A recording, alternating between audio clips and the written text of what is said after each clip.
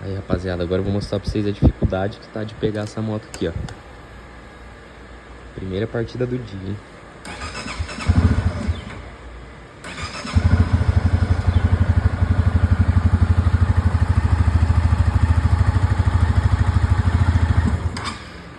Apagou.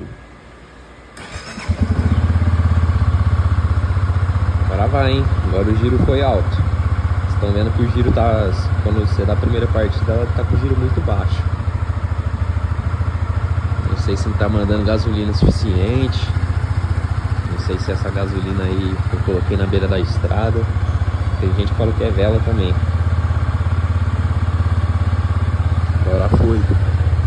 Depois que ela sobe o giro, vai embora.